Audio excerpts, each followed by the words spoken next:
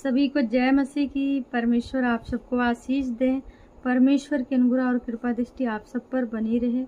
और मेरे पिता, आज तेरा कलाम उन लोगों तक पहुँचे परमेश्वर, जो घटी में है, जिनको बुद्धि की घटी है, जिनको तकलीफ है, जो बीमारी में है, जो कर्जे में है, जो डिप्रेशन में है। परमेश्वर, आज तेरा कलाम उनके जीवन में उजाला और मेरे प्रभु उनके जीवन को बदल डाले।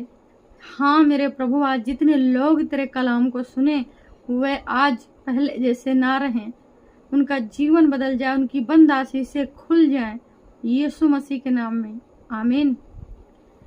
तो मेरे प्रिय भाई बहनों, कैसे हैं आप लोग? उम्मीद करती हूँ कि आप लोग बहुत ही अच्छे हैं। परमेश्वर की दया और करुणा हो आप सब पर। सबको जय मसीह की। हमारे चैनल में आप सबका स्वागत है। यीशु मसीह के वचन में भी आप सबका स्वागत है।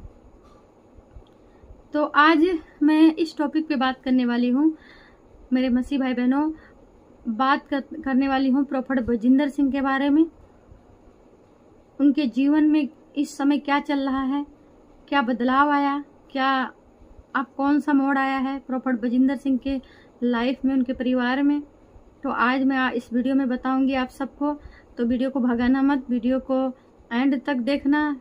और अगर चैनल पे नए हैं तो चैनल को सब्सक्राइब कर देना, बेल आइकन की घंटी को टिप कर देना, जिससे कि मैं जो भी वीडियो बनाऊं नोटिफिकेशन आप लोगों तक पहुंचे। हालेलुया। तो मैं आज प्रोफेट बजिंदर सिंह के बारे में आप सबको बताऊंगी, उनके परिवार, उनकी फैमिली के बारे में और उनके चर्च के बारे में। सब कुछ आज विस्तार से इस वीडियो में बात करने वाले हैं, ठीक है। उससे पहले आज का मेरा टॉपिक है यहोवा परमेश्वर का वचन। आज का टॉपिक ये है बुद्धि। बुद्धि की घटी किसको है? जिसको बुद्धि की घटी है उस इंसान के लिए आज ये वचन लेके मैं आई हूँ परमेश्वर का। हालेलुया। तो चलिए वचन को स्टार्ट करती हूँ और हम सब साथ में परमेश्वर के वचन को पढ़ते हैं और परमेश्वर की महिमा करते हैं। हालेलुया। वचन है सुलेमान के नीति वचन। वचन है 10 नीति वचन 10 के 1 आयत में लिखा है।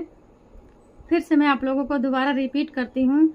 नीति वचन 10 के 1 आयत में लिखा है, सुलेमान के नीति वचन बुद्धिमान पुत्र से पिता आनंदित होता है, परंतु मूर्ख पुत्र के कारण माता उदास रहती है।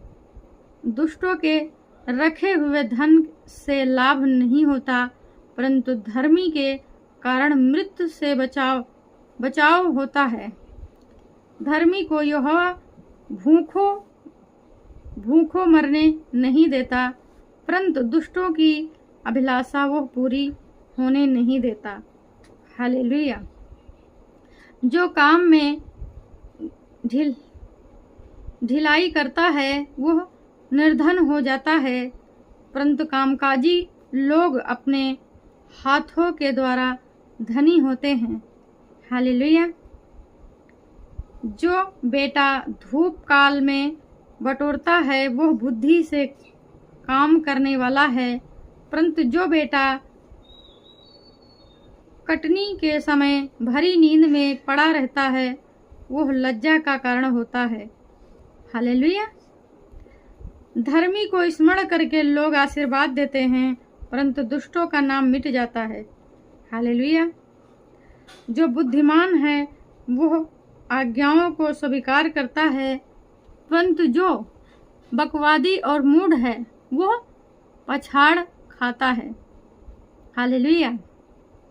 Praise Lord. जो खराई से चलता है वह निडर चलता है, परंतु जो टेढ़ी चाल चलता है उसकी चाल प्रकट हो जाती है। जो नैन से शयन करता है उससे औरों को दुख मिलता है, और जो बकवादी और मूढ़ है वह पछाड़ खाता है। धर्मी का मुंह तो जीवन का सोता है, परंतु पुदरी दुष्टों का मुंह छा लेता है। बैर से तो झगड़े उत्पन्न तो होते हैं, परंतु प्रेम से सब अपराध ढांप जाते हैं। हालेलुया। तो आप इस वचन से क्या समझें? नीति वचन 10 का 12 वचन है। परमेश्वर इस प्रकार कहता है कि बैर से तो झगड़े उत्पन्न होते हैं, परंतु प्रेम से सब अपराध ढांप जाते हैं। हालेलुया। उम्मीद करती हूँ कि आप लोगों को समझ में आता होगा। देखिए, अगर हमें कोई कुछ बोलता है या भला बुरा कुछ भी बोलता है, या हमारी घात करता है, या हमारी चुगली खाता है, या मेरी बुराई करता है, या हम पर दोष लगाता है, तो उसके लिए क्या है? उसके लिए अगर कोई भी मनुष्य है, हम उससे बैर रखते हैं, तो बैर से क्या होता है? बैर से ये होता है कि झगड़ा बढ़ता जाता है।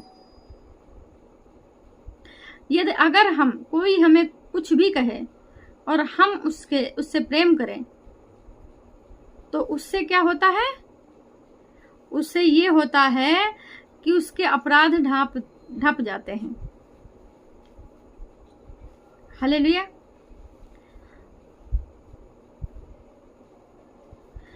समझने वालों के वचनों में बुद्धि पाई जाती है, परंतु निर्बुद्ध की पीठ के लिए कोड़ा है। बुद्धिमान लोग ज्ञान को रख छोड़ते हैं, परंतु मूढ़ के बोलने से विनाश निकट आता है। धनी का धन उसका ढूंढ नगर है, परंतु कंगाल की निर्दयता उसके विनाश का कारण है। धर्मी का परिश्रम जीवन के लिए होता है, परंतु दुष्ट के लाभ से पाप होता है। जो शिक्षा पर चलता है वो जीवन के मार्ग में है, परंतु जो डाढ़ से मुंह मोड़ता वो भटकता है। जो बैर को छिपा रखता है वो झूठ बोलता है, और जो झूठी निंदा फैलाता है वो मूर्ख है। हालेलुया। जहाँ बहुत बातें होती हैं वहाँ अपराध भी होता है, परंतु जो अपने मुंह को बंद रखता है वह बुद्धि से काम करता है। धर्मी के वचन तो उत्तम चांदी हैं, परंतु दुष्टों का मन बहुत हल्का होता है। धर्मी के वचनों से बहुतों का पालन पोषण होता है, परंतु मूढ़ लोग निर्बुद्ध होने के कारण मर जाते हैं। धन यहोवा की आशीष ही से मिलता है, और वह उसके साथ दुख नहीं मिलाता। मूर्ख को तो महापाप करना हंसी की बात जान पड़ती है, परंतु समझने वाले पुरुष में बुद्धि रहती है। दुष्ट जन जिस विपत्ति से डरता है वो उसी पर आ पड़ती है, परंतु धर्मी की लालसा पूरी होती है। बोंडर निकल जाते ही दुष्ट जन लोप हो जाता है, परंतु धर्मी सदा स्थिर है। जैसे दांत को सिरका और आँख को धुआं, वैसे आलसी उनको लगता है जो उसको कहीं भेजते हैं। यहोवा का भय मानने से आयु बढ़ती है, परंतु दुष्टों का जीवन थोड़े ही दिनों में समाप्त हो जाता है। धर्मियों को आशा रखने से आनंद मिलता है, परंतु दुष्टों की आशा टूट जाती है। यहोवा खरे मनुष्यों का गढ़ ठहरता है, परंतु अनर्थकारियों का विनाश होता है। धर्मी सदा अटल रहेगा, परंतु दुष्ट पृथ्वी पर बसने ना पाएगा। धर्मी के मुंह से बुद्धि टपकती है, पर उलट फेर की बात कहने वाले की जीभ काटी जाएगी। धर्मी ग्रहण योग्य बात समझकर बोलता है, परंतु दुष्टों के मुंह से उलट फेर की बातें निकलती हैं। छल के तराजू से यहोवा को घृणा आती है, परंतु वह पूरे बटखरे से प्रसन्न होता है। जब अभिमान होता है तब अपमान भी होता है, परंतु नर्म लोगों में बुद्धि होती है। हालेलुया।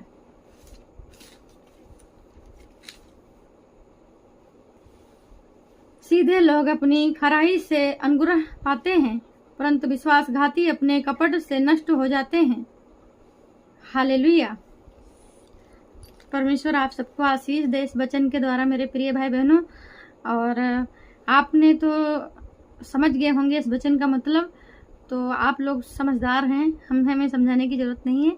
तो परमेश्वर आप सबको आशीष दे। बात करते हैं प्रोफेट बजिंदर सिंह को लेके। इस प्रोफेट बजिंदर पापा जी, जब उनके पिताजी की डेथ हुई थी तो वो शायद वो आए थे, मतलब कि उनकी मिट्टी में आए थे अंतिम संस्कार के लिए। तो प्रोफेट जी बहुत ज़्यादा मतलब दुखी थे। पहले जैसे रहते थे वैसे बिल्कुल नहीं थे, एकदम बदले बदले से थे। बहुत ज़्यादा हो सकता है कि वो परिवार का दुख, पिताजी के जाने का दुख, इन सब चीज़ों को लेके वो बहुत ज़्यादा दुखी थे। और कोई नहीं, परमेश्वर उनके साथ है और परमेश्वर ही उनको संभालता है। हम सब तो बस एक दुआ कर सकते हैं उनके लिए, और हमारा फर्ज यही है कि हम सब प्रोफेट बजिंदर सिंह के लिए दुआ करें कि वो बहुत जल्द हम सबके बीच में हों। और भाई विपिन भाई हैं जो हमें कमेंट किया करते हैं। भाई आपको जय मसीह की। आप कहाँ से हैं कमेंट बॉक्स में बताइएगा। आप कमेंट में कमेंट करते हैं कि भाई संगीता सिस्टर आप पापा जी के बारे में क्यों नहीं बताती हैं। तो भाई मैं क्या करूं, बताती तो हूं, लेकिन लोग पता नहीं क्या मेरी बातों का उल्लंघन करते हैं। हम एक विश्वास से कहते हैं कि प्रोफेट बजिंदर पापा जी जो है जेल से रिहा होने वाले हैं, और लेकिन लोगों को गलत लगता है, तो लोग कहते हैं ये तो झूठा अफवाह फैला रही हैं। इस वजह से हमने सोचा चलो कोई नहीं, जो बोलता है बोलने दो, क्या करना है। हालांकि ये बात सच है, हकीकत है कि विश्वास करने वालों के लिए कोई भी काम मतलब असंभव नहीं है, सब कुछ संभव है। परमेश्वर ने खुद कहा है कि अगर तू विश्वास से कह दे सहतूत के पेड़ से तो उखड़ कर समुद्र में लग जाएगा।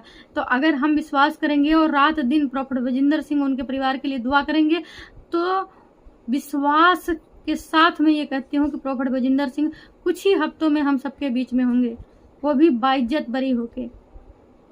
हालेलुया। तो हमारा ये विश्वास ही उनको, अगर एक, परमेश्वर कहता है जहाँ 1-2 जन इकट्ठा होकर हमारी आराधना करते हैं, प्रार्थना करते हैं, वहां मैं उपस्थित होता हूँ।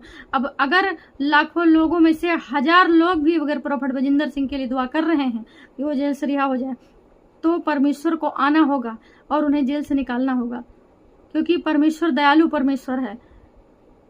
परमेश्वर जब पलटा लेता है ना, तो उसकी लाठी में आवाज नहीं होती है। वो किस प्रकार पलटा लेगा वो खुद जानता है। अब किससे लेगा वो भी परमेश्वर ही जानता है। तो हालांकि और दूसरी बात ये है कि प्रोफेट बजिंदर पापा जी को परमेश्वर बहुत ही जल्द हम सबके बीच में लाने वाले हैं। ये बहुत बड़ी खुशखबरी है हम सबके लिए। हम लोग भी खुश होते हैं। एक दिन मैं जो है सो रही थी, तो मुझे सपने में जो है बाइबिल, कोई आदमी मतलब एक जन मुझे दिखा कि वो बाइबिल लेके मेरे पास आया, और उसने कहा कि बहन तू प्रार्थना कर किसी जन के लिए। तो उस दिन से मैं प्रार्थना करने लगी। तो ये मेरी गवाही है, मैंने स्वप्न में बाइबिल, कोई जन आया मुझे बाइबिल दे रहा था और कहा कि किसी जन के लिए आप दुआ करें। तो हम उसी दिन से दुआ करने लगे हैं, ठीक है। और उसी दिन से विश्वास भी करने लगे हैं कि प्रोफेट बजिंदर सिंह बहुत ही जल्द रिहा होने वाले हैं। हालेलुया। तो ये बहुत, और जो कह रहे हैं कि ये हौफा है, हौफा नहीं है। आप लिख लो कि प्रोफेट बजिंदर सिंह दिसंबर क्या उससे पहले ही छूट के आ जाएंगे। परमेश्वर के बड़े नाम की महिमा हो। ये हमारा विश्वास है, हमारे हजारों लोगों का विश्वास है कि प्रोफेट बजिंदर सिंह रिहा होने वाले हैं यीशु मसीह के नाम में। आमीन। तो हम लोग जो है अपने अपने घरों में प्रोफेट बजिंदर सिंह के लिए दुआ करें, ताकि वो कुछ ही हफ्तों में हम सबके बीच में हो यीशु मसीह के नाम में। आमीन। तो हमारा यही उद्देश्य था। मैं कोई झूठी न्यूज़ नहीं देती हूँ, हम बस एक विश्वास के ऊपर, एक परमेश्वर के भरोसे के ऊपर आप सबको बताती हूँ, ठीक है। और आप लोग बिल्कुल भी चिंता मत करें, क्योंकि प्रोफेट बजिंदर सिंह हमारे आत्मिक पिता जेल से रिहा होने वाले हैं यीशु मसीह के नाम में। आमीन। तो सबको जय मसीह की। परमेश्वर आप सबको आशीष दे।